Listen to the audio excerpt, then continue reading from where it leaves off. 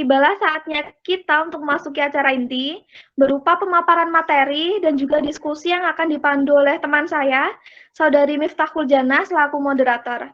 Kepada Saudari Miftahul Janah, saya persilahkan. Iya, baik. Terima kasih kepada Saudara Ogi yang telah memberikan waktunya kepada saya. Sebelumnya, perkenalkan, saya Miftahul Janah, mahasiswa Ilmu Kesejahteraan Sosial, Fakultas Ilmu Sosial dan Ilmu Politik Universitas Jember. Saya di sini sebagai moderator yang akan memandu jalannya diskusi pada kesempatan kali ini. Sebelumnya saya ucapkan terima kasih kepada seluruh peserta yang telah berkenan hadir pada diskusi online kajian ilmiah mahasiswa part 3 dengan mengangkat tema teknik analisis kebijakan sosial. Dalam diskusi kali ini kita akan membahas mengenai bagaimana teknik kebijakan sosial dan bagaimana juga peran mahasiswa di dalamnya. Karena sudah kita ketahui bersama bahwa mahasiswa merupakan agent of change, di mana mahasiswa mempunyai tanggung jawab yang besar untuk membawa perubahan menuju kesejahteraan sosial. Terkait pembahasan kita mengenai analisis kebijakan sosial dan bagaimana perannya dalam peningkatan kesejahteraan masyarakat, akan dikupas tuntas oleh pemateri kita yang sangat luar biasa, yaitu Bapak Arief Esos M. Jadi beliau merupakan dosen Prodi Ilmu Kesejahteraan Sosial, Fakultas Ilmu Sosial dan Ilmu Politik Universitas. Apa kabar Bapak? Alhamdulillah, baik. Ya, alhamdulillah. Terima kasih kepada Bapak Arief yang sudah berkenan hadir untuk menjadi pemandu pada kesempatan. Sebelum memulai diskusi online pada kesempatan kali ini, bacakan kurikulum vitae dari pemateri kita yang sangat luar biasa. Kepada moderator yang bertugas dimohon untuk menayangkan CV dari pemateri kita.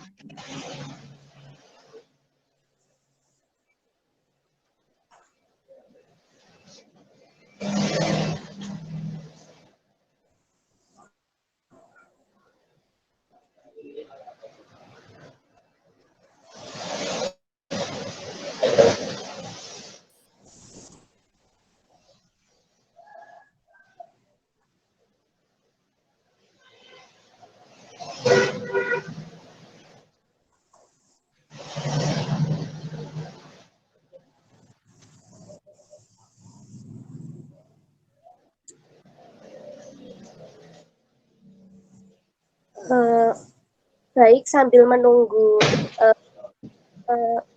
menunggu operator yang akan menyayangkan kurikulum vitae dari Bapak Arief, akan saya bacakan terlebih dahulu mengenai kurikulum vitae. Bapak Arief merupakan dosen dan juga pengusaha dan lahir di Lamongan 10 Maret 1976 dan beralamatkan di Jalan Lumba-Lumba 1 Blok E19 Jember, Jawa Timur.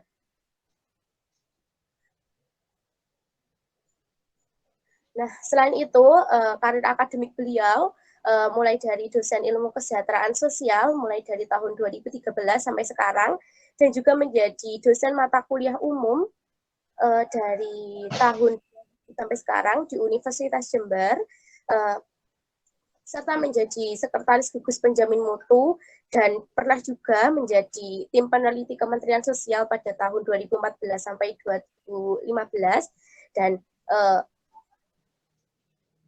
ada beberapa beliau hingga menjadi konsultan ILO PBB dari tahun 2010 sampai 2011. Mungkin teman-teman bisa membaca sendiri kurikulum vitae yang telah di-share di grup. Dan untuk selanjutnya, karir non-akademik dari Bapak Arief mulai dari menjadi Direktur Jember Research Development Center dari tahun 2009 sampai sekarang, hingga menjadi Direktur PT Sekawan Inti Putra Persada dari tahun 2018 hingga sekarang. Dan untuk yang lainnya bisa teman-teman baca sendiri ya di CV beliau.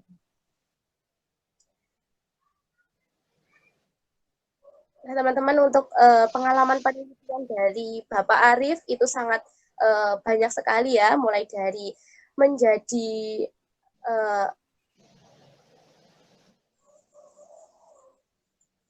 mulai dari judul penelitian yaitu evaluasi komprehensif pelaksanaan masyarakat pesisir miskin di Kabupaten Pasuruan, Jawa Timur, yaitu tahun 2003, dan hingga menulis sebuah baseline survei pengembangan kampung SDGs berbasis potensi dan kearifan lokal di Kabupaten Jember di tahun 2020, itu yang terbaru teman-teman. Kita sendiri di kurikulum vitae beliau. Dan selanjutnya untuk pengalaman proyek, sangat banyak sekali ya teman-teman. Mungkin teman-teman juga bisa membaca sendiri di CV yang telah dikirim di grup. Dan jika teman-teman ingin sharing atau bagaimana dengan beliau, bisa menghubungi juga di kontak person yang telah tersedia di CV tersebut. Oke, baik, demikianlah tadi kurikulum vitae dari Bapak Arif ya teman-teman, dari pengalaman serta kompetensi yang telah diraih oleh beliau. Nampak sekali bahwa beliau sangat kompeten untuk menjadi pemantik diskusi kita pada kesempatan kali ini. Baik, tidak usah berlama-lama lagi, langsung saja kita mulai diskusi pada hari ini. Pada Bapak Arif, dipersilahkan. Ya. Oke, terima kasih.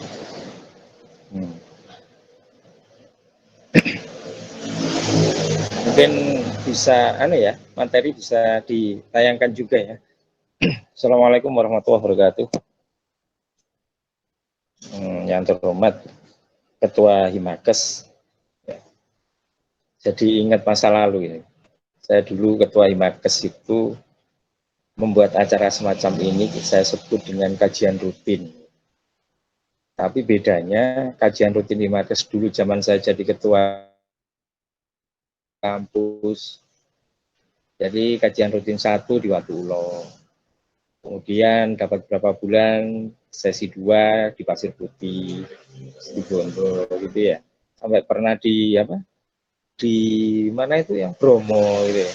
Tapi ya enggak semua, cuman kalau sesekali di kampus. Artinya memang butuh kreativitas dari Himakes sehingga peserta itu tidak boring.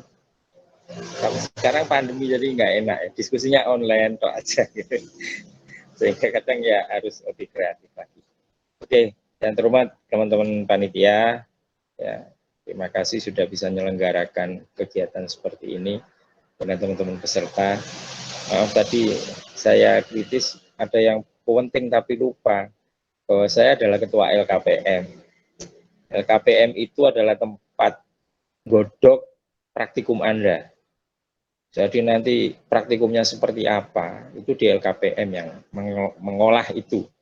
Dulu KS hanya punya 2 praktikum sebelum saya jadi ketua LKPM. Ada praktikum 1, praktikum 2. Ada praktikum masyarakat, ada praktikum kelembagaan. Sekarang kita punya 4 praktikum. Nanti mulai semester 3 ini sudah ada praktikum konselor psikososial, kemudian ada praktikum lembaga, manajemen lembaga pelayanan sosial, praktikum Peksos komunitas, dan nanti ada praktikum kebijakan sosial, analisis kebijakan sosial.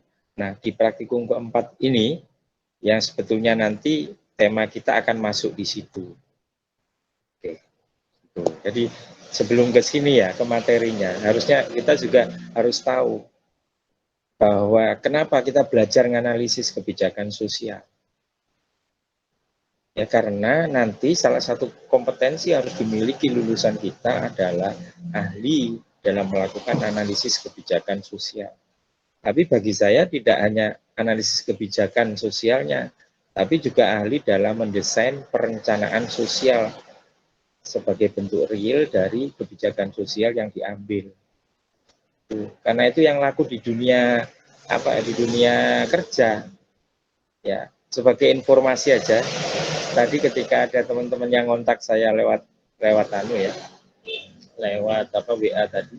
Saya maaf tadi ngomong kalau lagi meeting. Saya tadi lagi MOU menandatangani kontrak kerjasama. Tapi ini ya, saya menggunakan, karena ini sebagai profesional, saya menggunakan JRDC, Jember Research Development Center, yang tadi kerjasama dengan salah satu desa yang paling maju di Lamongan untuk mendesain perencanaan pengembangan pariwisata desa tersebut secara komprehensif. Dan itu keahlian seperti ini tidak murah. Ya, tadi itu kontrak kerja 3 bulan, nilai kontraknya 393 juta. Oke ya, oke.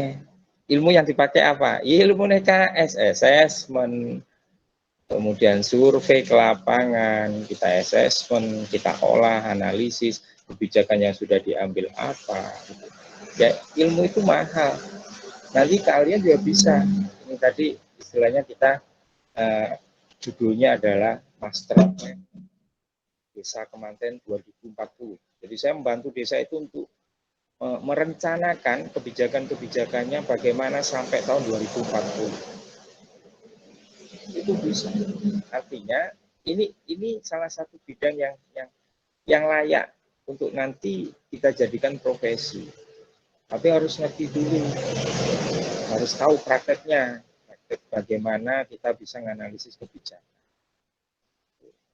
Karena apa? Keahlian ini menjadi salah satu yang terpenting. Yang kadang, maaf, ini penting ya, diberikan pada saat di luar kuliah. Kadang waktu kuliah itu tidak cukup juga untuk mengupas ini, sehingga perlu forum-forum seperti ini. Saya hanya menekankan bahwa salah satu skill yang sekarang sangat laku kita sebagai sarjana ilmu kesejahteraan sosial adalah kemampuan kita dalam melakukan analisis kebijakan, kemudian membuat desain perencanaan sebagai implementasi dari kebijakan yang diambil. Hanya harus didalami gitu ya. Oke, kita mulai dari materi yang pertama coba. Ini agak langsung aja saya. Jadi tidak perlu ke definisi-definisi yang terlalu ya, karena sampai tadi adalah konteksnya, kalau nggak salah panitia adalah teknik analisis kebijakan. Gitu kan? Oke. Sebentar.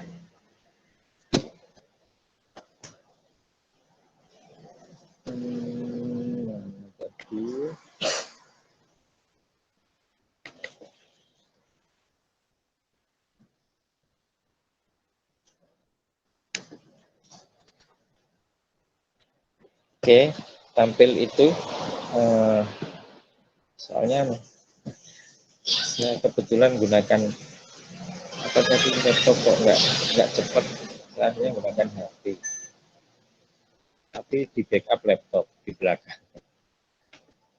Oke, coba di slide yang muncul itu kita proses yang awal adalah bagaimana proses analisis kebijakan.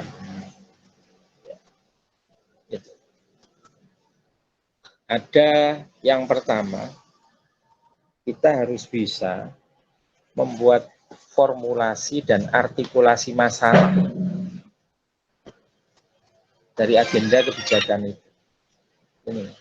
Jadi gini, kita akan bisa menganalisis kalau kita memilih kebijakan yang mau kita analisis, kemudian formulasi kebijakan itu seperti apa, masalah-masalah apa yang muncul dari kebijakan itu. Jadi artinya kita nggak mungkin bisa melakukan analisis kalau kita itu tidak paham kebijakan yang kita analisis. Kita dalami dulu.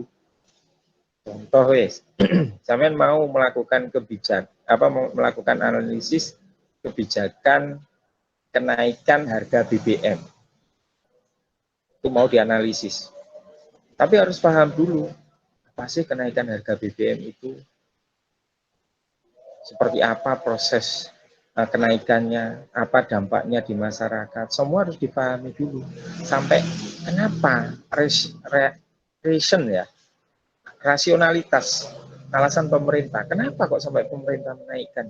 Kita nggak bisa itu langsung hanya dari persepsi kita, tapi kita harus juga memahami dari perspektif kebijakannya.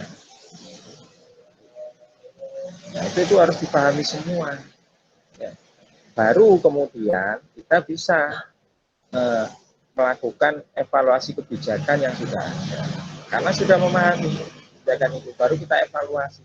Oh, ternyata kebijakan kenaikan BBM itu sangat sangat negatif dampaknya di masyarakat karena memunculkan kemampuan daya beli yang menurun. Kemudian apa misalnya gitu ya. Kebijakan yang ada baru bisa dievaluasi setelah sampean ya memahami dulu semua. Nah, nanti biar fokus harus ada perumusan tujuan analisis. Termasuk harus paham policy audience. Apa policy audience? Ayo coba. Kalau teman-teman apa? Policy audience itu apa? Polisi audiens. Oh, audiennya harus polisi, Pak, gitu. Ya, apa ya? Coba.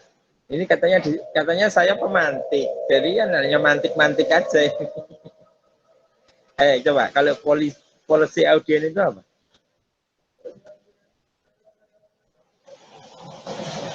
Anda ini audien ya. Ya kan? Di forum ini misalnya saya sekarang lagi jadi pemateri ya misalnya. Anda adalah audien. Nah, kalau audiennya policy, apa maksudnya?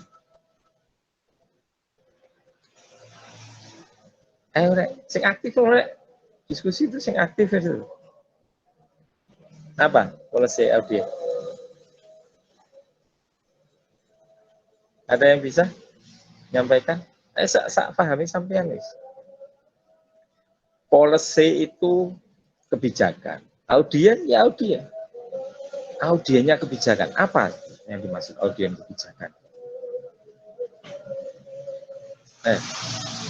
Ada yang punya gambaran atau kasih contoh?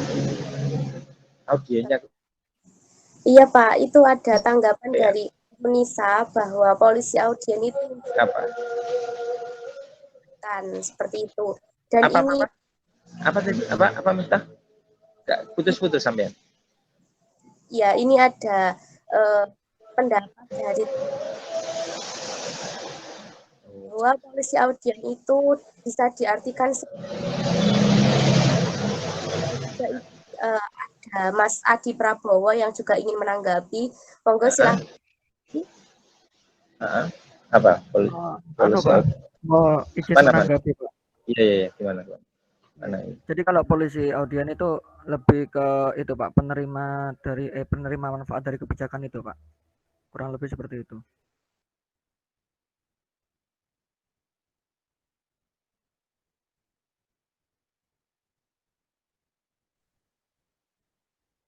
Ayo, diulangi lagi barusan yang nanggapi. Saya tiba-tiba live itu. Adi ya, gimana Adi?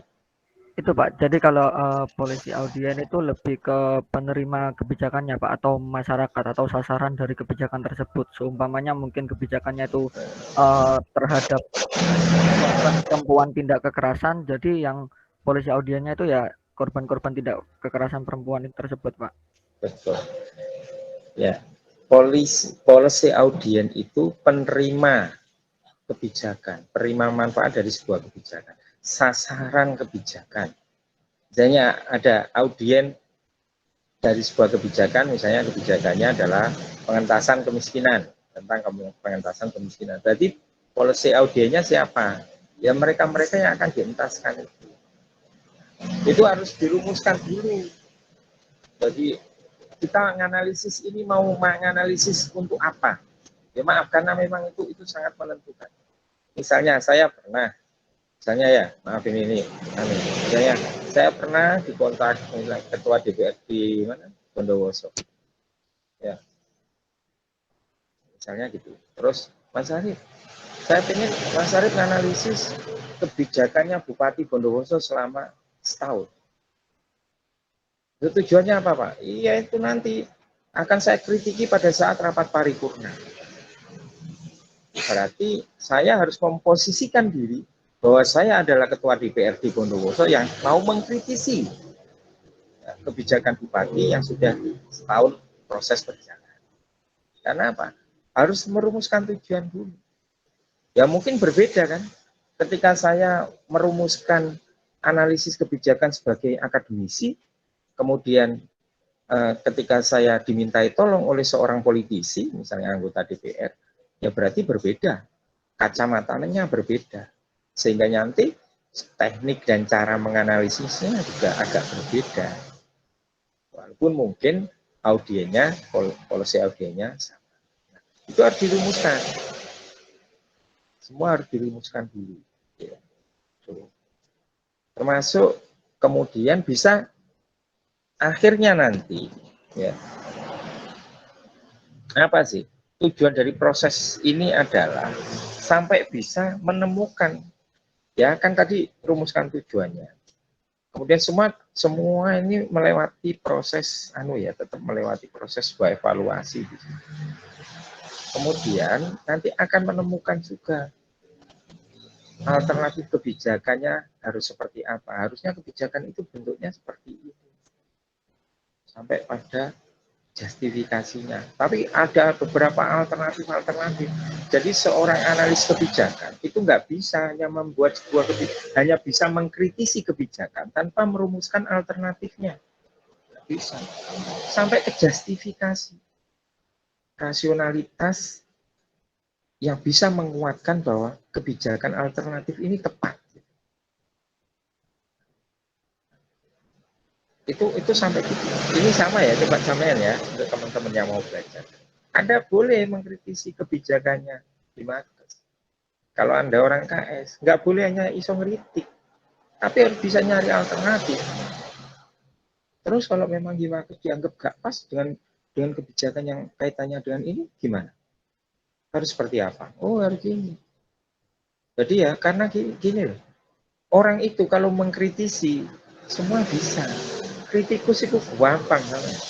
Makanya sama kalau senang dengan tim sepak bola lah paling mangkel. Kalau ada analis sepak bola, apa komentator yang bisanya mengkritisi dok. Tapi kritisnya misalnya mengkritiknya itu misalnya berlebihan lah. Kadang lah mesti muncul gini, alah kon iso ngomong tok. Coba kon main lah gak iso. Nah, filosofi itu kalau di kita analis kebijakan itu jangan sampai muncul. Kenapa? Kita bisa mengkritisi sebuah kebijakan, tapi juga harus bisa membuat alternatifnya. Bahkan melakukan pengujian, public hearing. Kalau di bahasa kebijakan itu ada public hearing ke masyarakat, diuji coba.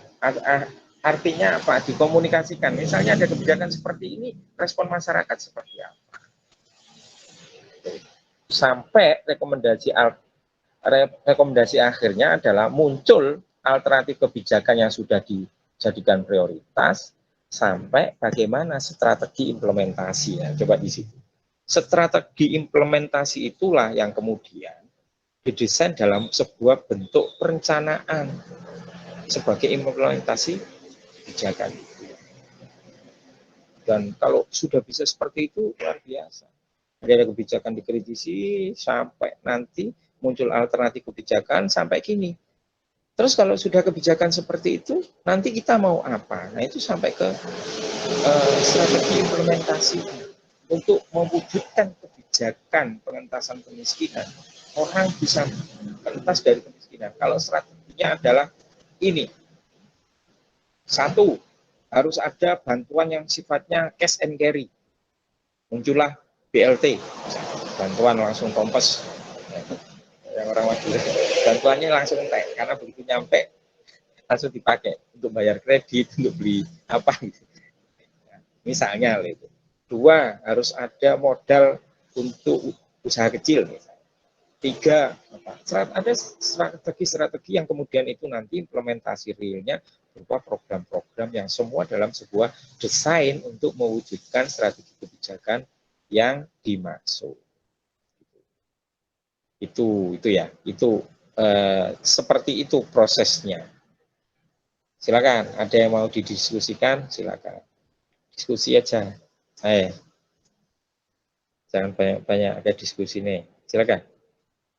Ada paham nggak ini?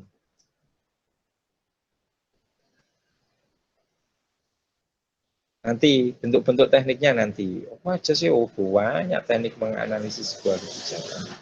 Dan teknik ini pun bukan teknik baku. Kalau saya biasanya biar laku dijual, teknik itu menggunakan istilah-istilah yang 5M, 2H kayak gitu. Padahal secara teoritis kita ambil dari teori itu. Tapi itu nanti bagi yang sudah punya jam terbang. Kalau sekarang memahami ini aja. Silakan, ada yang mau didiskusikan?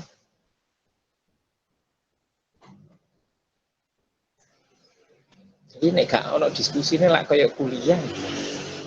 Ya, itu ada yang chat ya. Apa? Oh, itu Adi lagi tuh. Silakan, moderatornya siapa ini? Silakan direspon. Ayo. Ya, silahkan kepada Mas Adi yang ingin silakan mikrofon kamera. Itu Pak, terkait yang proses analisis kebijakan, kan kita kan dalam menganalisis kebijakan itu kan sudah jelas ya Pak, yang sudah dijelaskan panjenengan tadi. Ya. Nah, untuk yang saya pertanyakan ini adalah terkait batasan analisisnya Pak, dari mungkin kebijakannya, terus nanti pihak-pihak yang terkait dan juga masyarakatnya. Itu batasannya itu sampai mana Pak kita menganalisisnya Pak? Soalnya kan kebijakan yang berbentuk peraturan seperti undang-undang itu kan juga ada naskah akademiknya. Nah, apakah itu sampai ke naskah akademiknya itu apa enggak kira-kira seperti itu Pak? Dan juga nanti dari hasil kebijakan itu atau istilahnya mungkin efektivitas kebijakannya itu bisa dinilai dalam cakupannya itu seberapa gitu Pak? Kurang lebih seperti itu. Terima kasih. Jadi makanya itu yang terpenting adalah kita rumuskan. Kita rumuskan dalam rumusan tujuan analisis itu. Itu sangat penting di situ. Artinya di rumusan itu mau analisis kebijakan ini perumusan tujuan dari analisis kebijakan yang akan dilakukan adalah mengkaji seluruh kebijakan yang ada, kemudian memunculkan kebijakan baru yang sampai diuji pada bentuk public hearing.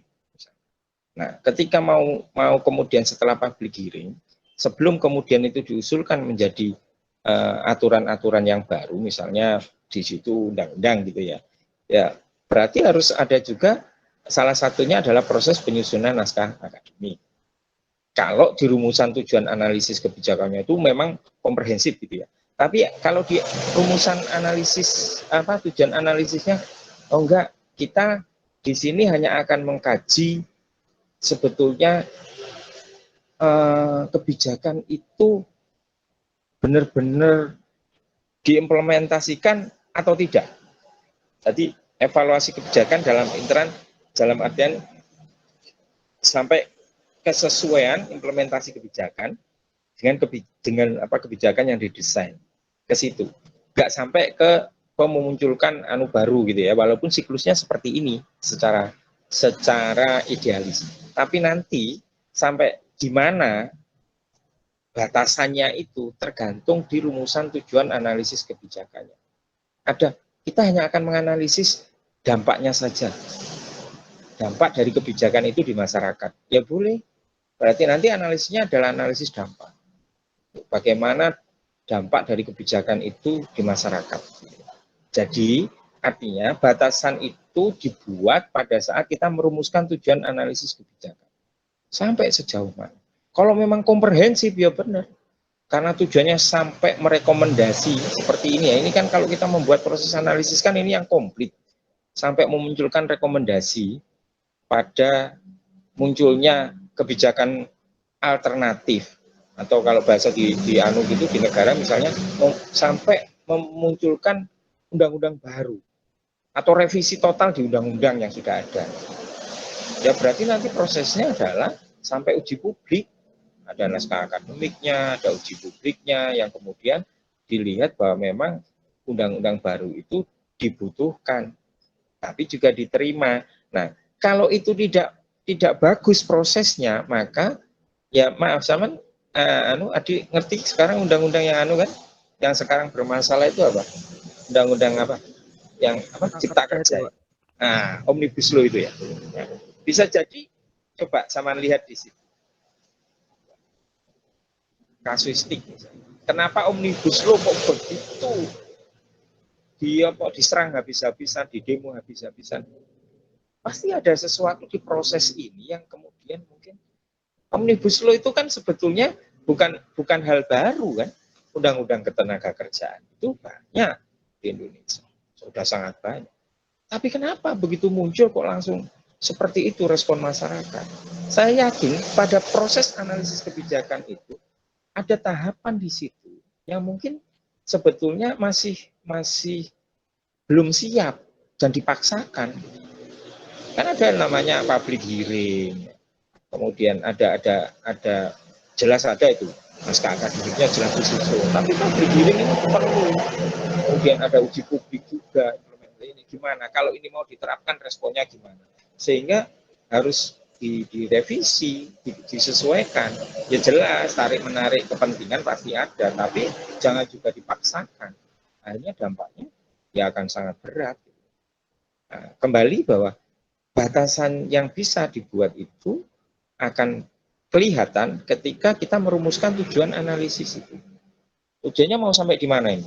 Komprehensif. Waduh, berarti total tahapannya ini nanti kalau komprehensif. Oh enggak, kita hanya akan menganalisis dampak dari kebijakan itu. Oh enggak, kita hanya akan menganalisis apakah kebijakan yang dibuat itu sesuai dengan implementasinya.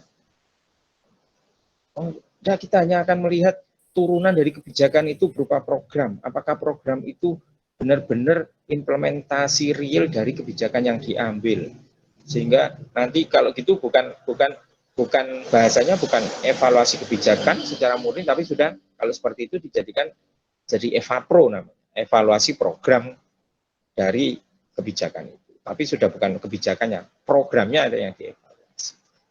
Nah, batasannya di situ. Semakin kita memperluas batasan dari tujuan, semakin kita memperluas, membuat komprehensif dari tujuan analisis kebijakan, maka cakupannya nanti ya akan semakin luas. Cara membatasinya di situ. Enggak, kita akan pada tataran ini aja. Nanti kalau saya ketika di praktikum, itu kalau tujuannya coba yang sudah melakukan praktikum analisis kebijakan, kalau bisa kan sampai muncul draft kebijakan, ya kan?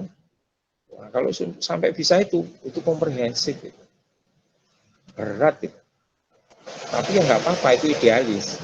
Tapi minimal bagi saya, Anda sudah mengerti proses kebijakan itu seperti apa, dikaji betul proses dan konten kebijakan. Kemudian dilihat apakah itu sesuai dengan implementasinya apa enggak. Kemudian dampaknya seperti apa di masyarakat. Itu sudah luar biasa. Kalau nutut nggak apa-apa, dari analisis itu memunculkan rekomendasi sampai berupa draft kebijakan. Oh, itu dapat A+ itu kalau praktikum sampai bisa muncul itu. Tapi bagi saya bisa menganalisis saja kebijakan ini punya titik lemah di sini. Diimplementasinya tidak konsisten di sini, wah itu sudah bagus untuk level Anda sarjana, itu sudah kemampuan yang luar biasa karena masih pertama kan jam terbang juga masih belum sering untuk membuat analisis. Oke, mungkin seperti itu. Saya kembalikan ke moderator. Kalau ada lagi, kalau enggak saya lanjut. Ya, baik Bapak Arief. Mungkin dari Mas Adi sudah ada feedback atau ada feedback lagi? Cukup, Mbak. Baik, cukup Bapak Adi, silakan dilanjutkan untuk pemaparan materi selanjutnya. Oke. Ya. Jadi ini ya,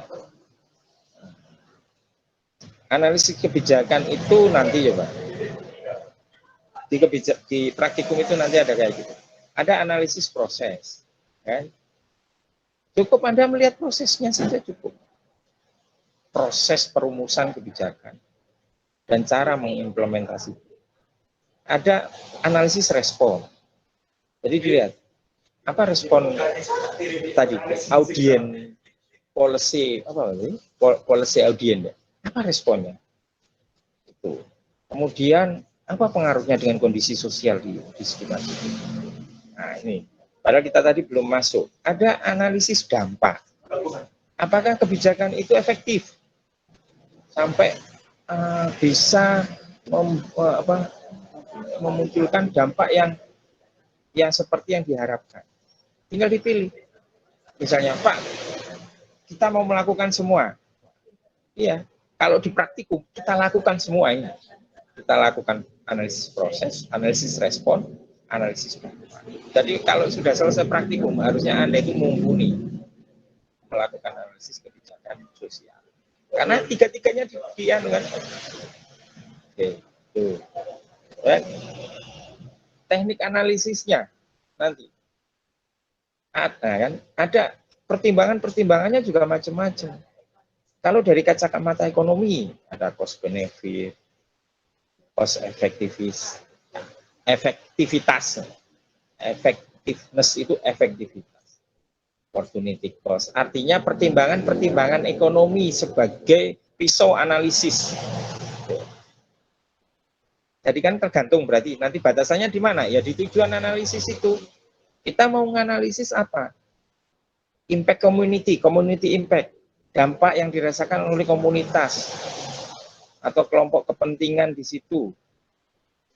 Atau apalagi dampak kebijakan itu pada culture, pada budaya-budaya lokal misalnya.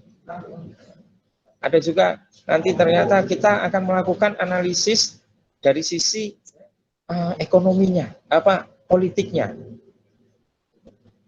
kemudian lingkungan, secara hukum yang kita analisis. Jadi sangat luas yang terkait. Kita mau pilih yang mana? Jangan semua lah, karena kita orang bisnis sebagai orang KS adalah dari sisi ekonomi, sosial, mungkin budaya. Yang legal jangan kita lah, itu wilayahnya teman-teman dari fakultas hukum misalnya. Nah, tapi apa? Di sini menunjukkan bahwa teknik analisis itu lebar sekali, luas sekali. Dari kacamata kita, kacamata yang mana? Ya, artinya teknik analisis yang dimaksud di sini adalah dari sisi mana mau dilihat. Ya, oke, kita lanjut. Kemudian nanti ada beberapa teknik yang biasanya dipakai dalam mengevaluasi sebuah kebijakan. Nah, ada perbandingan pembangunan, ada yang biasanya kita pakai, saya sering pakai, yang sangat dekat dengan kita itu yang SIA, Social Impact Assessment. Ada SWOPA. SWOPA ini seperti SWOT, tapi lebih ke problem solving. Kemudian ada Cross Impact Analysis, CIA, ya, bahasa Inggrisnya CIA. Oke, itu beberapa teknik ya yang bisa digunakan. Oke, misalnya coba kita ambil salah satunya, nanti satu-satu ini baru monggo diskusi. Ada tadi ini yang apa tadi? Apa? Yang assessment tadi. Saya tinggal ya. Aku nyusul. Halo.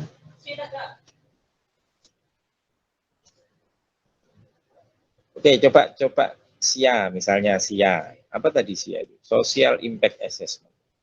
Ya. Misalnya ini salah satu ya. Nanti ini contoh. Begitu banyak teknik yang bisa digunakan. Ini tapi kok presentasinya nggak jalan ini ya, masih teknik analisis, padahal saya sudah nyampe SIA. Sistem, sampai sistem. Social Impact Assessment.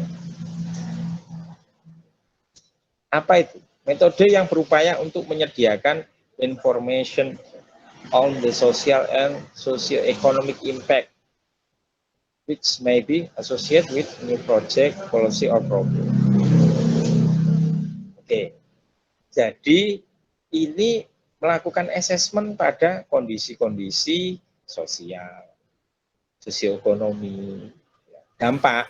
Jadi berarti analisisnya ke dampak sosial, dampak ekonomi, yang kemudian juga sampai ke memunculkan beberapa policy baru, bahkan ke program. Tapi tetap ya SIA ini syaratnya adalah satu, reliable, masih bisa dilakukan dan masih ada keterkaitan dengan program-program yang sudah jalan, jadi tidak kemudian terputus. Kemudian harus update dan harus valid yang didapat di situ. Dalam proses itu adalah data-data yang memang valid. Metode ini, ya, ini biasanya sudah langsung dilakukan tidak hanya ke kebijakannya, tapi pada proyek implementasi dari kebijakan. Oke, itu seperti itu. Jadi memang harus sampai ke kebijakannya. Tidak hanya ke kebijakannya ini, karena impact, social impact itu yang kita assessment sudah dampak. Jadi dampak kebijakan itu kan akan terasa kalau sudah berupa program. Oke ya, seperti itu misalnya di SIA. Ini beberapa aja. Oke. Jadi nanti coba ada dampak positif negatifnya. Parameternya apa? Diidentifikasi dulu. Kemudian apakah benar sudah menyentuh dari tujuan? Misalnya ini tentang apa sih program yang mau kita kebijakannya yang mau kita lihat, kebijakan kesehatan. Apa? Peningkatan kualitas kesehatan masyarakat. Misalnya.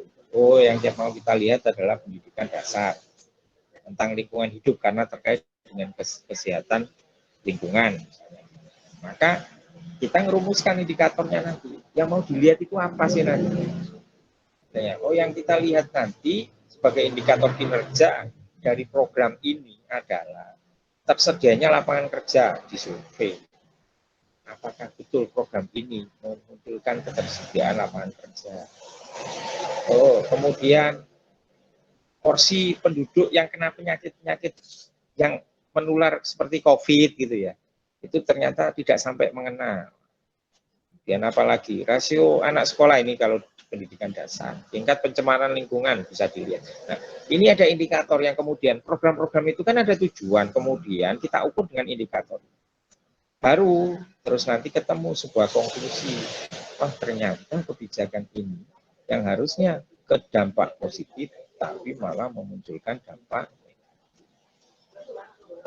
ini salah satu contoh aja bahwa ada beberapa banyak cara yang bisa dilakukan, tinggal kayak gini, kita ini mau kemana fokusnya, kita lihat kebijakan apa yang kita analisis, baru kemudian kita menentukan kalau kebijakan yang mau kita analisis ini, kalau tujuan analisisnya adalah mencari ini, maka teknik yang bisa digunakan adalah ini. Kayak orang gini, ya ini filosofi, analoginya kayak gini. Zaman mau mancing, maka sebetulnya pemancing yang baik itu adalah yang sudah menetapkan gini, nanti saya mau mancing kemana? Ke karang, ya, ke daerah pesisir yang tidak ada karangnya, ke tambak, atau kemana misalnya. Kalau ke laut lepas, ke karang misalnya, atau laut lepas enggak ke laut lepas, misalnya ke karang, maka kita karena harus menyiapkan ke karang itu nanti mau nyari ikan apa, paling seputar ikan karang, kerapu apa. Berarti nanti alat pancing yang paling bisa digunakan di sana adalah alat yang ada pelampungnya, kemudian pakai kail udang. Itu sama. Kita kalau bisa seperti itu, maka kita akan mencapai hasil. Jadi membuat sebuah analisis kebijakan pun harus seperti itu. Jadi dipetakan dulu kebijakan apa yang mau, ya kita kaji. Kemudian tujuan kita analisis ini nanti sejauh mana. Kalau sudah terpetakan semua, baru ini teknik analisis yang bisa saya pakai. Karena yang mau kita lihat ini. Jadi tidak semua kasus analisis kebijakan itu bisa dipaksakan dengan satu teknik. Anda bisa menggunakan berbagai teknik disesuaikan dengan kondisi. Oke, mungkin itu, silakan. Kalau ada yang mau diskusi, silakan. Saya kembalikan ke moderator, biar proaktif. Ya, baik Bapak. Monggo silakan kepada teman-teman yang ingin berdiskusi terkait apa tadi mengenai SIA ataupun yang lainnya, monggo.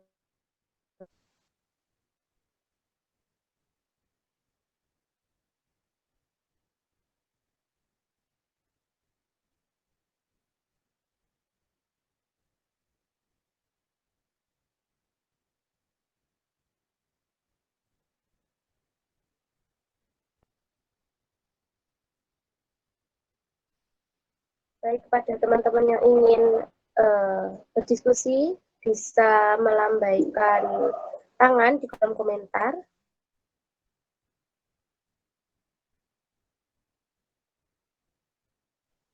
Baik, ada salah satu teman kita yang juga ingin bertanya dan ingin berdiskusi kepada Bapak Arief. Silakan kepada Koirunisa menyalakan. Ya, silakan. Ya, tadi kan ada macam-macam teknik analisis ya Pak.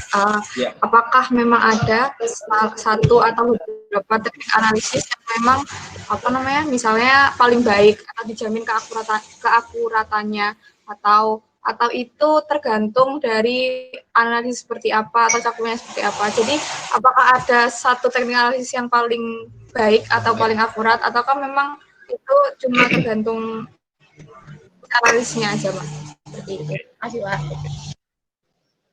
Oke, jadi kita nggak bisa seperti itu, nggak ada. Sebetulnya nggak ada satu teknik yang kemudian ini yang paling super gitu, nggak ada. Karena gini, itu kontekstual. Kita analis kebijakan sosial. Kita analis kebijakan itu. Apalagi kita, ya misalnya, itu kita nggak bisa menetapkan bahwa sama asesmen yang terbaik itu yang menggunakan model CBT, model nggak bisa. Analisis kebijakan sama. Jadi gini, tidak ada obat yang paling mujarab.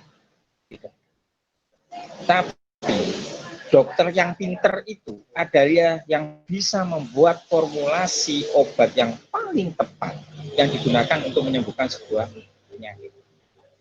Dokter itu gitu kan. Apalagi kalau penyakitnya sudah kompleks. Nah, kita ahli ilmu sosial itu sama. Jadi kecerdasan dan kecerdikan kita untuk menemukan ini yang paling tepat dengan melihat kondisi itu yang paling kemudian dianggap bisa maksimal. Dan saya ingatkan, kebijakan itu sangat kontekstual dengan kondisi lokal, tempat implementasinya. Kalau samakan indikator kinerjanya dari kebijakan itu, tidak akan maksimal. Contoh, ya, kebijakan pengentasan kemiskinan itu menggunakan indikator bahwa orang miskin itu distandarisasi oleh apa itu biasanya BPS. Satu, rumahnya orang yang miskin itu rumahnya tidak lantai, bangunan rumahnya semi permanen, separuh atau lebih itu semi permanen, tidak dari kata, tidak. Misalnya itu karena kebijakan Kemensos seperti itu. Jadi indikator kemiskinannya digunakan dalam melihat orang itu layak dapat program kemiskinan atau enggak adalah punyanya BPS, standarisasi BPS. Kemudian kebijakan itu diterapkan di semua daerah. Maka apa yang terjadi? Ketika saya dikirim oleh tim Kementerian Sosial tahun 2014, kemudian saya memverifikasi data kemiskinan di Pulau Lombok misalnya. Maka konsep itu tidak bisa diterapkan. Kebijakan itu harusnya melihat nilai-nilai lokal. Coba bayangkan di Lombok itu. Orangnya rumahnya jelek. Benar, rumahnya jelek, tidak bata, lantainya lantai tanah, kita anggap miskin. Ternyata di belakang rumah, dia punya sapi 120 ekor. Anaknya kuliah di Jepang, tapi dapat bantuan kemiskinan. Enggak pas. kalau kebijakan itu dipaksakan, disamaratakan, artinya apa yang kita gunakan tekniknya itu sangat kondisional. Seperti apa ya, tergantung bagaimana kita selaku analisi itu bisa dengan tepat memilih bahwa teknik inilah yang paling pas untuk menganalisis kebijakan ini. Dan memang saya ingatkan itu tidak bisa instan. Kepekaan kita membaca kebijakan ini pasnya dianalisis dengan teknik ini itu adalah jam terbang. Sering-seringlah kalian berproses, belajar, dampingi orang yang expert di situ yang kemudian ngerti, oh ternyata kalau kebijakan kayak gini analisisnya pakai ini ya. Nah, itu pengalaman, nggak bisa. Artinya harus sering-sering latihan gitu loh. Analisis kebijakan itu juga teknik analisis, kemampuan assessment, kemampuan public speaking, kepekaan kita pada kondisi sosial, itu selain kita belajar secara keilmuan kayak gini, tapi juga pengalaman. Sehingga apa saran saya? Sering-seringlah belajar praktek. Yo melo dosen ini, melo siapa yang magang di tempat mana yang disitu merumuskan kebijakan gitu. Saya dulu anak-anak yang nempuh kebijakan sosial karena waktu itu bisa ke lapangan, saya magangkan ke DPRD, bisa ke DPR RI, ke Bappenas, Badan Perencanaan Nasional. Karena apa? Biar punya jam terbang. Oke, kembali ke pertanyaan tadi. Tidak bisa ditetapkan ini teknik yang terbaik, tidak ada.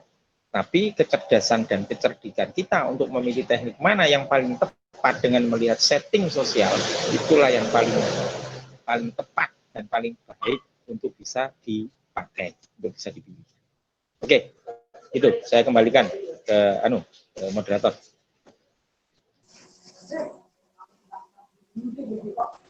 Iya, baik. Jadi seperti itu ya pemaparan dari Bapak Arief kepada teman Koirunisa. Apakah ada feedback? Cukup. Terima kasih. Ya, baik, cukup. Dari Bapak Arief, apakah dilanjutkan atau mungkin ingin berdiskusi lagi? Kita kasih kesempatan lagi. Biar dialog ini lebih enak gitu. Lebih enak. Maaf, waktu saya sampai jam berapa ini? Moderator. Waktunya ya, sampai? Iya, sebenarnya tadi untuk pemapar materi itu 45 menit sampai jam 11 lebih 15 menit. Baru sesi tanya jawab gitu ya? Sebenarnya seperti itu. Tapi berhubung ini sekalian berdiskusi dan juga paparkan mungkin nanti gimana? Iya, untuk diskusinya itu bisa dilanjut hingga jam 15 lebih 30 menit. Ya, oke. Nah, makasih. Ya, kalau gitu ngalir aja, nggak apa-apa. Silakan, ada pertanyaan lagi nggak apa-apa? Ada satu atau dua lagi nggak apa-apa. Kalau enggak, baru saya lanjut. Jadi saya ngondisikan biar ada yang tanya. Kalau memang nggak ada, tak lanjut. Kalau ada, saya komentari. Gitu. Moderator, silakan ya, kalau ada yang minat lagi, ada yang mau tanya lagi, silakan. Ya, baik, mungkin dari teman-teman yang lain ingin bertanya.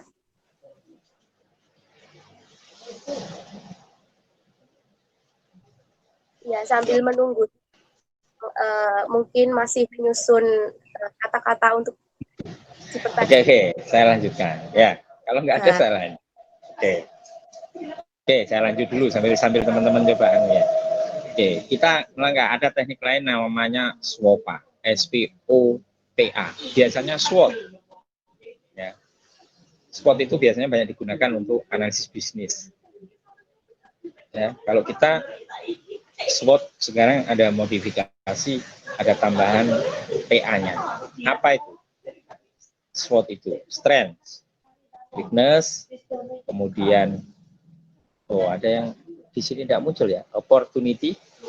Oh iya, opportunity tapi warnanya yang lupa tidak dikuning. Kemudian problem, action. Artinya analisis kebijakan itu kita bisa menganalisis dari apa sih kelebihan kebijakan itu.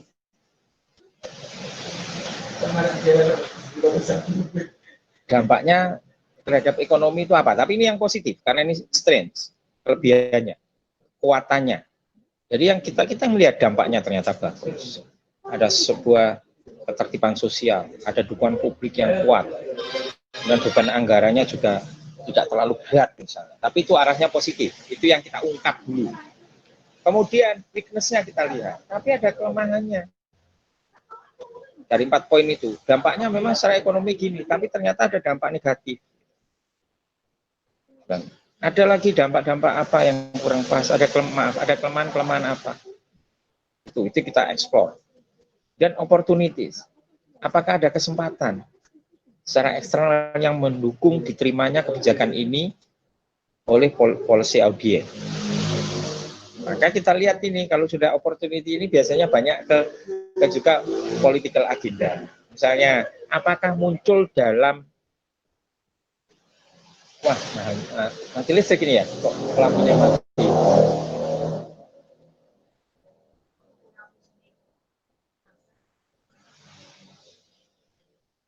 Oke. Jadi kemudian dilihat seperti itu.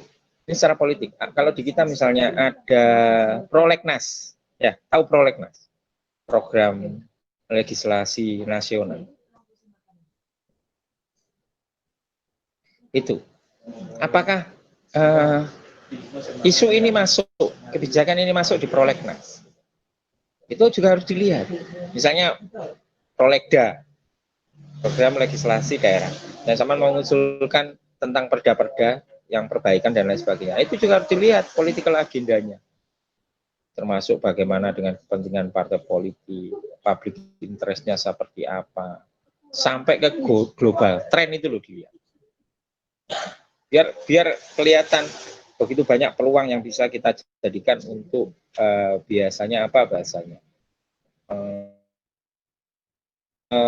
mengarus utamakan kebijakan. Kebijakan ini menjadi arus utama, menjadi sesuatu yang prioritas. Gitu. Itu mempertimbangkan banyak. Terus nanti mencari problem. Oh, jangan-jangan ini ada masalah yang menghambat. Sampai ada action. Apa saja tindakan atau langkah yang dapat dilakukan untuk mengatasi kelemahan yang sudah diidentifikasi, untuk menyelesaikan masalah yang sudah ada. Dan kemudian kebijakan ini jangan-jangan terlalu apa ya, euforia, terlalu utopia, terlalu jauh di atas awang-awang, tidak realistik. Berarti harus dibumikan. Itu SOPA itu sampai ke situ. Itu semua kita identifikasi, yang kemudian akhirnya ketemu kan titik temunya di sini. Oh, sebetulnya ini kelebihannya, ini kekurangannya, peluangnya di sini, tapi ada masalah besar ini. Sehingga actionnya harus seperti ini, biar kebijakan ini bisa diimplementasikan dengan baik. Itu SOPA. Oke, sambil jalan kalau ada pertanyaan langsung ngacung, langsung kita anu aja. Ya, sambil jalan gini. Oke, kemudian ada lagi cross impact analysis. Ini tapi sekilas saja ya. Biasanya ini agak hitung-hitungan gitu. Jadi ini, tapi nanti kalau mau belajar, saya nggak mungkin jelaskan di sini. Kalau mau belajar bisa, karena ini hitung-hitungan nanti. Dihitung dengan ini, korelasinya dengan ini, maka secara analisis dampak ini ternyata ada koefisiennya, ada hubungannya, nah gitu ya. Tapi biasanya anak-anak KS itu kalau disuruh gunakan ini sudah alergi duluan, tuh Pak, hitung-hitungan ya. Makanya, tapi Anda harus tahu bahwa ada, ini nggak pernah dipakai oleh teman-teman kita ini, jarang sekali. Ada namanya cross impact analysis, dampak kebijakan. Itu ada. Ini saya kasih contohnya. Dan itu memang ada cara-cara. Kemudian ada lagi biasanya ini yang agak sering digunakan oleh teman-teman Fakultas Ekonomi, adalah cost benefit analysis. Jadi dari biaya yang dikeluarkan kan, ya, ada analisis ekonominya. Proyek itu bermanfaat langsung, kemudian tangible, Kemudian ketika ini kita hitung atau kita analisis, ternyata antara cost biaya yang dikeluarkan dengan benefitnya itu lebih bagus benefitnya. Tapi bagi kita ilmuwan sosial, kadang ini nggak kita terima. Masuk kita orang KS, karena tidak semua program-program pelayanan sosial itu bisa dianalisis dengan cost benefit analysis. Tapi di kasus-kasus tertentu kita juga harus paham. Karena kadang kita pakai. Karena ini hitung-hitungan gitu loh. Apakah dengan mengeluarkan segini punya dampak yang maksimal seperti ini. Kalau kita coba merubah perilaku masyarakat programnya, bisa dianalisis dengan cost benefit analysis. Nggak nyampe. Kalau program pembangunan jembatan bisa, costnya segini, dampaknya nanti impact ekonominya ini, itu sangat-sangat mungkin. Tapi kalau secara sosial tadi merubah perilaku masyarakat, program perbaikan mentalitas dan lain sebagainya, capacity building nggak masuk. Oke, ya itu ada yang disebut dengan CBA. Oke, CBA itu rotok akeh gitu ya. Dan hanya sekilas saja. Yang penting intinya ada rasionalitas di situ, ada ukuran-ukuran moneter. Tapi tetap bahwa di situ nanti akan kelihatan bahwa apakah itu masih visible untuk dilakukan, karena dampak dari cost yang dikeluarkan terhadap benefitnya itu juga minimal seimbang sehingga tidak menjadi proyek yang sia-sia. Oke. Ini nanti CBA itu banyak breakdown-nya seperti ini. Ya. Saya nggak terlalu hanya sekedar tahu saja. Terus juga ini kita ahli analis kebijakan itu juga harus bisa untuk melakukan peramalan kebijakan. Jadi aman ya kudu bisa jadi peramal gitu. Ya kan, bisa memproyeksikan kira-kira kebijakan yang paling tepat 5 tahun lagi seperti apa, itu harus bisa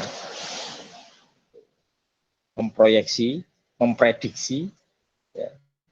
Kemudian juga punya intuitif, artinya ya itu punya daya imajinasi yang kuat tapi masih bisa reliable, ya. Yang masih bisa dilogikakan, yang masih masuk akal, tidak sifatnya peramalan yang misalnya ini 10 tahun lagi kayaknya Indonesia butuh membuat perumahan di bulan, nah, itu reliable ya, kayak itu ya, nggak sampai kayak itu. Tapi yang masih bisa prediksi ke depan itu harus visioner. Orang ahli analis kebijakan harus punya daya imajinasi yang kuat tapi tetap logis untuk memperkirakan, memprediksi kondisi kebutuhan di masa depan. Apalagi kalau sama nanti membuat namanya master plan kayak sekarang yang saya buat itu. Ya, itu master plan itu berlaku sampai 2040. Sekarang tahun 2020, berarti saya harus bisa memprediksi kebutuhan pengembangan perencanaan dari sebuah wilayah dalam 20 tahun ke depan. Ya, berimprovisasi, berimajinasi. Oh, nanti butuh ini, nanti butuh ini. Biasanya nanti setiap 5 tahun master plan bisa dievaluasi. Oh, ternyata kebutuhannya agak berbeda. Itu juga artinya terkait dengan ini kita harus punya kemampuan dalam teknik peramalan sehingga itu bisa masuk. Tapi kita prediksi. Oke, seperti itu. Masih ada waktu 10 menit. Saya kembalikan ke moderator. Silakan. Iya, mungkin kepada teman-teman yang ingin bertanya, silakan bisa melambaikan tangan di kolom komentar ya.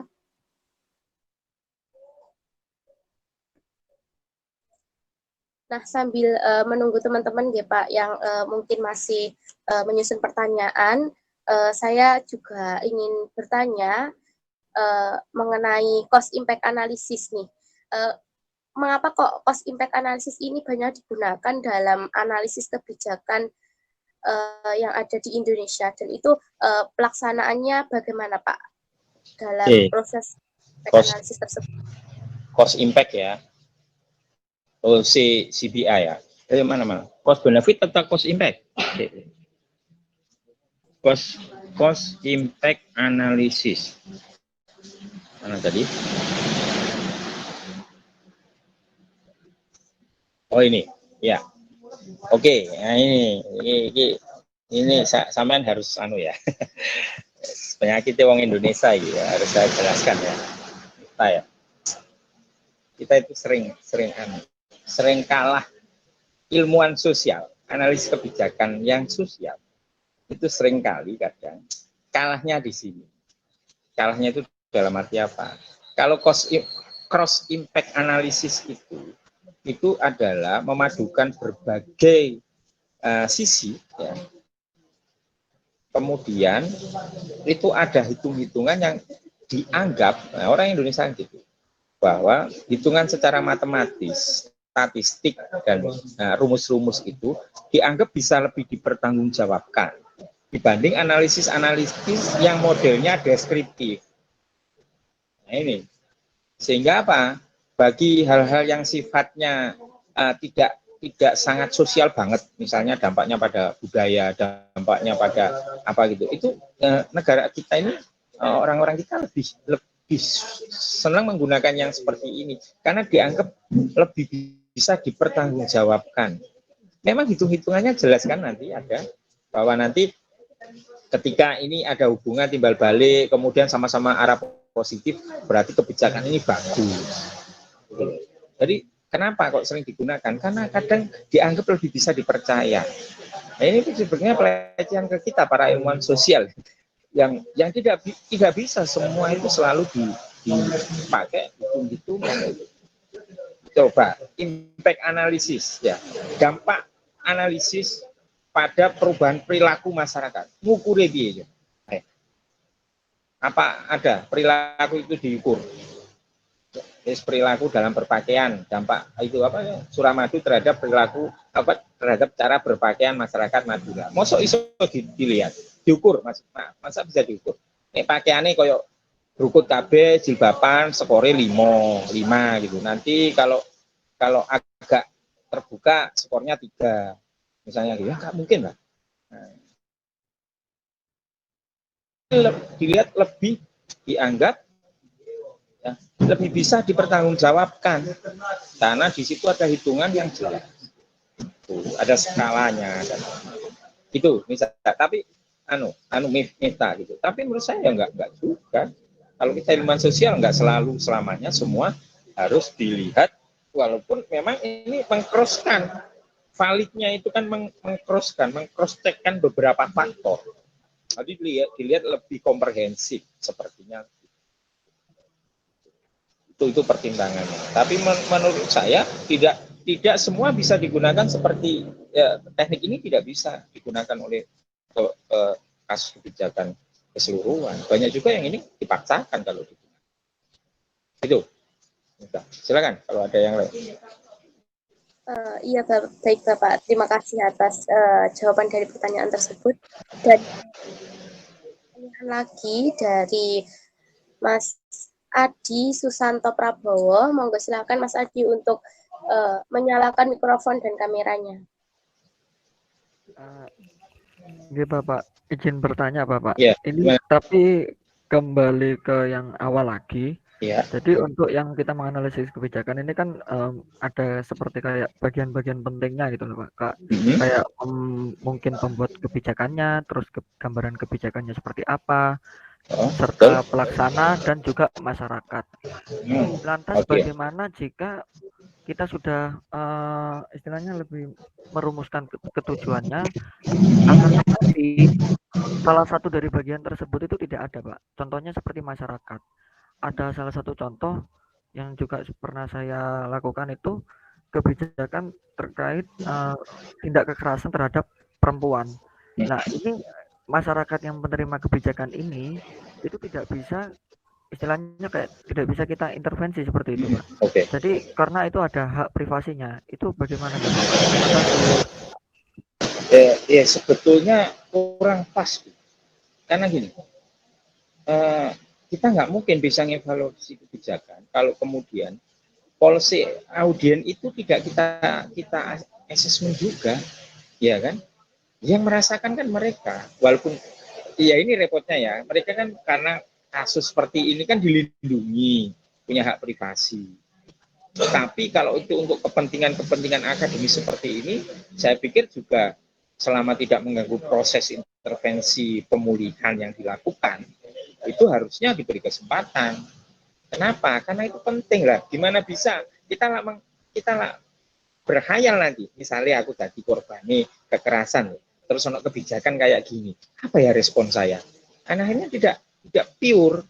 Jadi kalau ada yang seperti itu sebetulnya berarti tidak bisa maksimal sampai menganalisis itu, karena bagaimanapun polisi audien itu atau kelompok sasaran personal yang menjadi sasaran kebijakan itu sangat menentukan apakah kebijakan ini tepat, apakah memang sudah bagus atau sebetulnya kebijakan ini malah membuat mereka tidak nyaman. Itu yang bisa merasakan adalah mereka. Kalau nggak boleh akses ke situ, nanti gimana? Ya itu sama mau menganalisis kebijakan bantuan ke masyarakat nelayan. Tapi Saman nggak bisa tanya ke nelayan. Nah, terus, iya. Berarti kita akan mengarang, misalnya aku nelayan, terus dikasih bantuan kayak gini, program ini pas nggak ya kebijakannya? Akhirnya kan gitu. Ya harusnya diberi kesempatan, tapi itu memang kendala yang akan dialami ketika Anda mengkaji kebijakan yang sangat sensitif. Kayak tadi kasusnya. Ya kan kekerasan itu sensitif, sehingga akan ada kendala-kendala seperti itu. Kalau pertanyaan, boleh nggak Pak? Kalau kemudian di situ tidak ada, sebetulnya harusnya nggak boleh. Tapi biasanya kalau praktikum ya sebagaimana lah, gitu ya nggak ada skenario A ya skenario B kan gitu ya. Tapi harusnya kalau bicara ideal itu nggak bisa, nggak boleh harusnya, karena ada satu sisi yang tidak dieksplor dan akhirnya kajian kebijakannya itu tidak maksimal. Mungkin gitu, moderator. Silakan. Ya baik, jadi seperti itu Mas Adi, pemaparan dari pertanyaan Mas Adi. Apakah Mas Adi ada feedback? Ya, ada Pak, mungkin sedikit. Nah, gimana? Jadi kan kalau semuanya itu mungkin kan kita kalau semuanya praktikum ya itu mungkin ya sudah gimana lagi gitu Pak. Ya. Tapi kalau semuanya mungkin kita di lain kegiatan gitu Pak. Terus untuk memperbaiki kebijakan tersebut itu seperti apa Pak? Sedangkan landasan terbentuknya kebijakan itu yang dari Jember itu perdanya udah perda tahun 2008 kalau tidak salah Pak.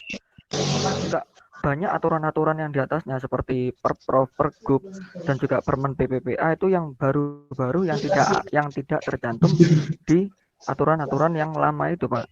Atas itu bagaimana Pak?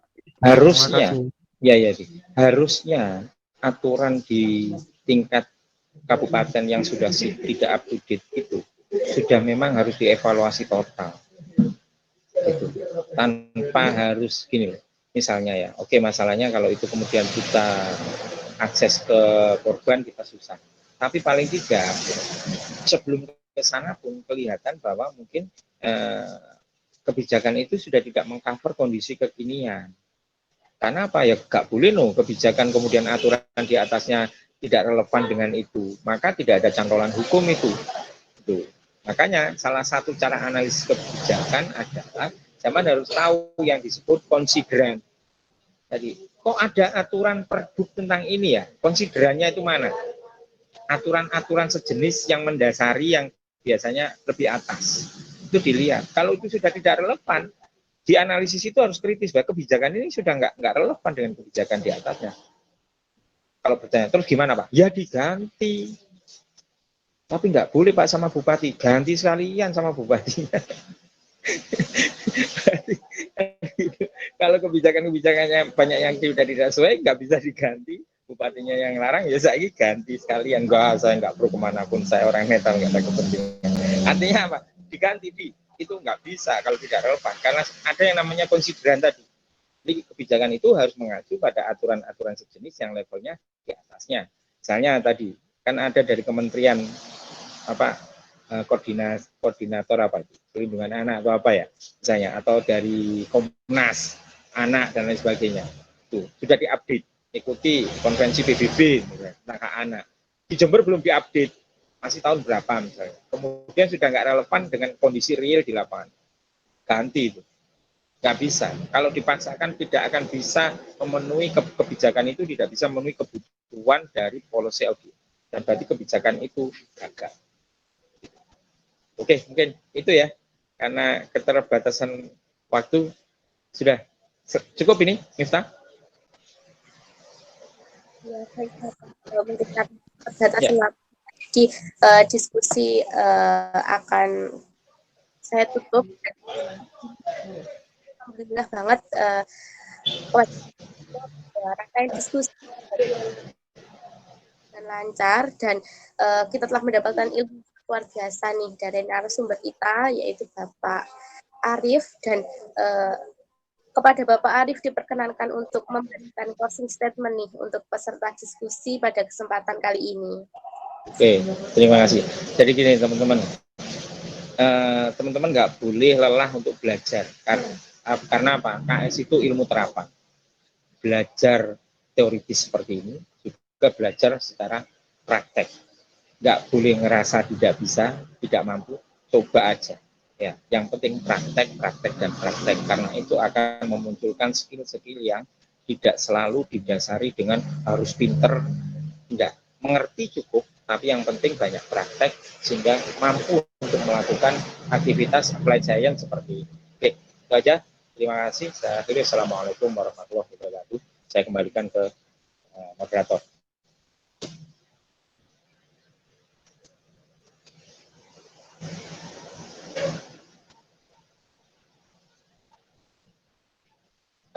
Miftah, suaranya sampean tersilent.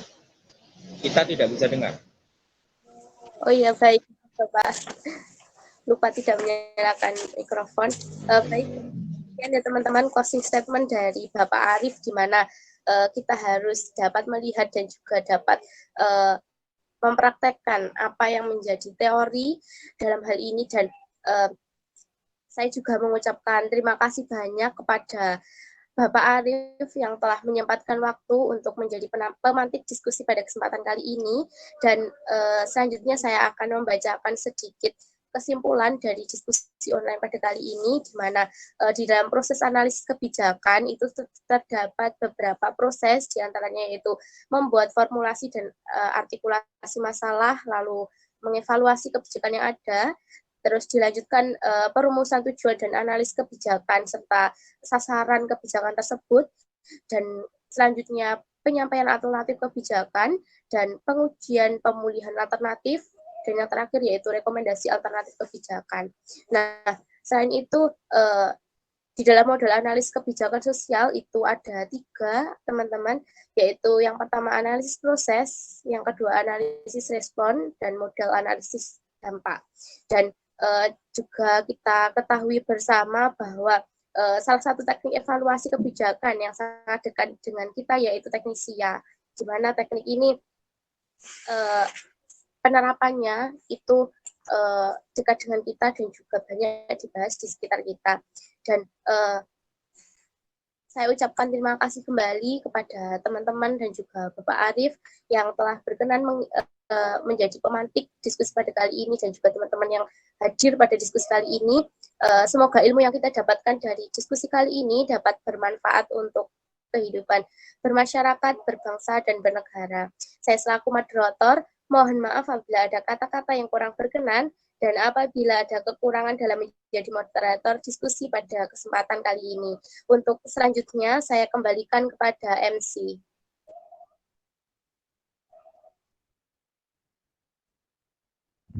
Iya, terima kasih kepada saudari Miftah yang sudah memandu jalannya diskusi pada siang hari ini. Tibalah kita pada sesi terakhir kajian ilmiah mahasiswa. Saya ucapkan terima kasih yang sebesar-besarnya kepada Bapak Arief SLCMAP selaku pemateri yang meluangkan waktunya untuk memberi kita ilmu yang sangat bermanfaat. Juga saya ucapkan terima kasih yang sebesar-besarnya kepada teman-teman yang sudah hadir dan secara aktif kajian siang hari ini. Saya selaku MC, maaf kalau ada salah-salah kata yang kurang berkenan. Sampai jumpa lagi di selanjutnya. Saya Gilivia Nurani. Assalamualaikum warahmatullahi wabarakatuh. Salam. Terima kasih teman-teman. Saya live dulu ya. Ya Bapak, terima kasih. Sama-sama. Terima kasih Pak Arif.